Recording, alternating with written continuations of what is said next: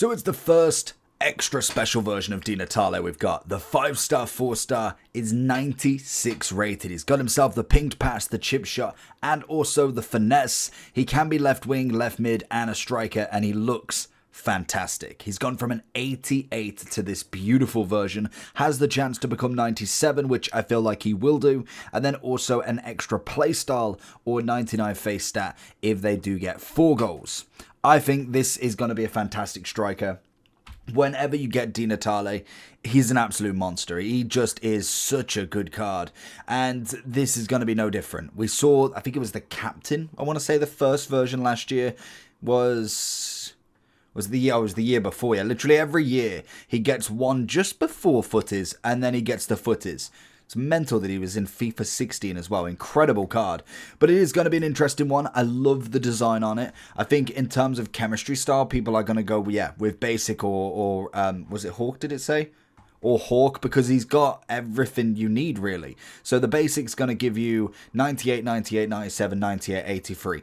Pretty standard. If you was to go with a Hawk, you're looking at 98, 99, and 85. You just don't get a bit more on that agility. So to be fair, the basic is probably more than enough. So let's jump into him, see what he's all about, and see if he's worth the cheeky 1.5 mil. Right, looking for the run on the inside if we can. Managing to get a little bit of movement from him. That's a bad first touch, like third or fourth touch there.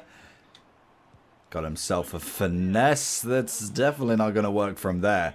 But it is nice to see him with a higher rated card, more playstyle pluses, just a final upgrade for him. Like I'd love like a now more affordable Di Natale that is coming in at like 300,000, but we literally go from one extreme to the other with him. It's either like extremely expensive always, or he's just that expensive in comparison. Looking for him here. Can we go for that left-footed strike? He's got a wicked shot on him. What does he have? Is it chip shot? Did I just say that he had? Chip shot, finesse, and pinged. The passing one's the weird one. Like it's such a weird play style for a striker that is normally pretty striker orientated. But we can make it work. The ping pass definitely not going to be the worst thing on him. Ooh, nearly founded him inside there. Pulls it back. Looking for the straight shot, and Dudek with a big save. Took it with the head. There it is, and a little finish from Di Natale. Trying to get a goal back here. Most definitely did the work.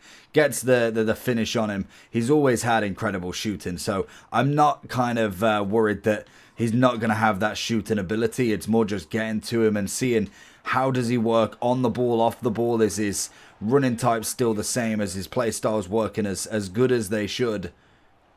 Oh. 3-2 up and left. Into his feet. Look for the out. Right foot. Oh, man, it did well to get the shot off, but I was kind of looking for near post. Probably not the greatest chance to be fair. Oh, he kept that in nicely. Oh, lovely. Look, controller glitched out a little bit. Great running with the ball, though.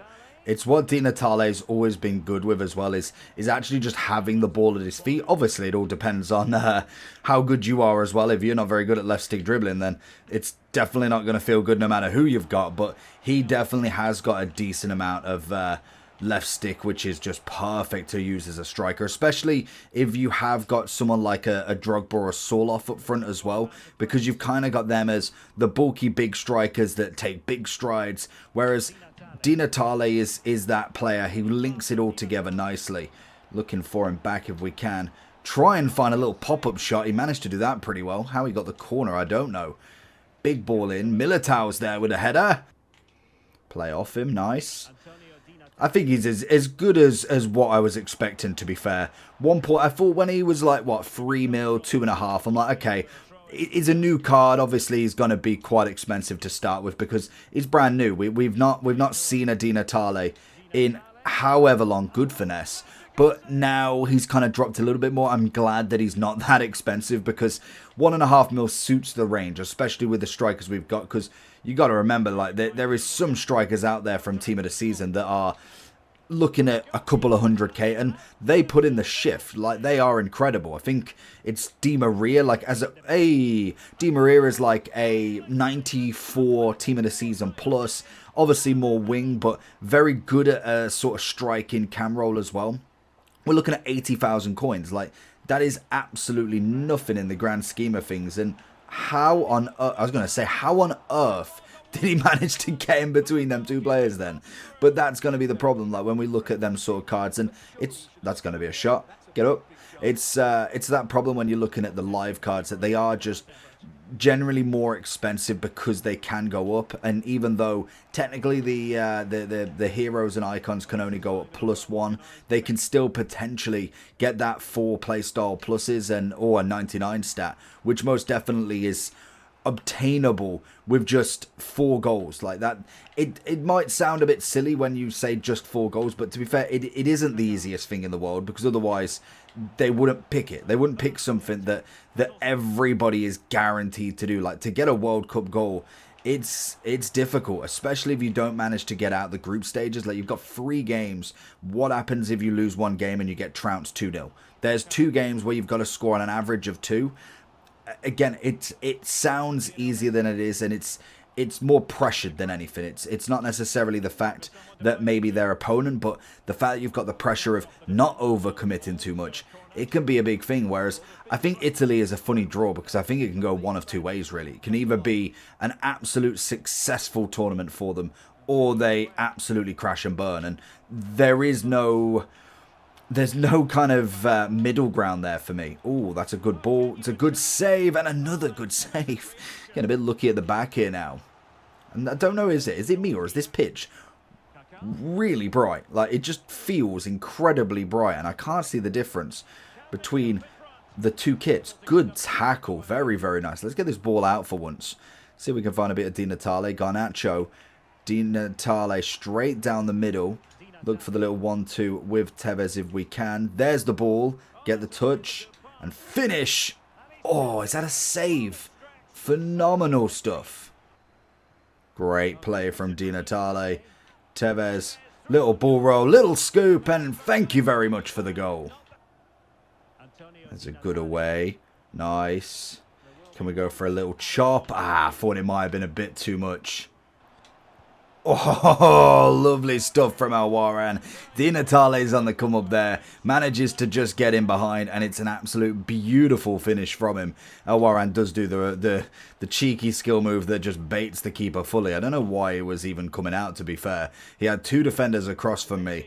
I mean, it was manageable, but without bringing the keeper out. As soon as he did that, you knew full well the goal was going in, because all he had to do was a simple pass, and that was gone. And that one is just too easy. Pops it. Oh, what a finish. Finesse shot plus, coming in clutch, and I think he's done. So going into the overall, I think he's justified, to be honest. Fantastic on the ball, fantastic off the ball. He's got himself the stats that are just well worth the upgrade, in my opinion. He most definitely is a lovely upgrade for this 88, and he definitely will do a lot. It's quite funny when you look at the stat upgrade and say that it's an 8+ overall. Yeah, 2 pace, which is fair enough because it was already pretty high up there.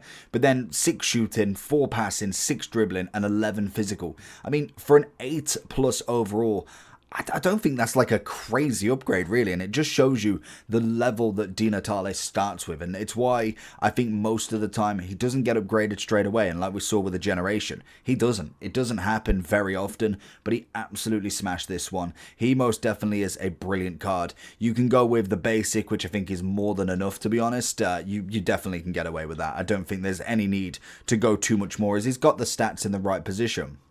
Now, when it comes to the upgrade, going into the 97, we could see ourselves getting potentially that little bit of an upgrade that maybe gives him the 99 pace and shooting with the basic, the 98 passing, maybe the dribbling goes up to 99 as well. It's got a real big factor on him, and I'm hoping they don't do something stupid like give him 99 defending or physical with that upgrade, because with the second one anyway, if they do manage to get it, because I just don't think it's needed. I really think when it comes to his upgrade, if he was to get the quadruple playstyle plus, that could really send this card further up than we've ever seen. He has obviously got the extinction rate of 2.9. And now I don't know if it would go all the way up there, but I think we'll definitely see after the first game if Italy do get their win straight off the bat.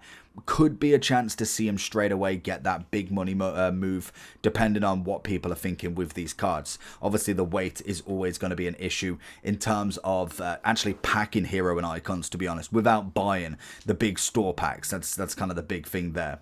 But overall, insane card. Definitely a 10 out of 10 in my opinion. Loved him as a striker on his base, and I love this version just as much.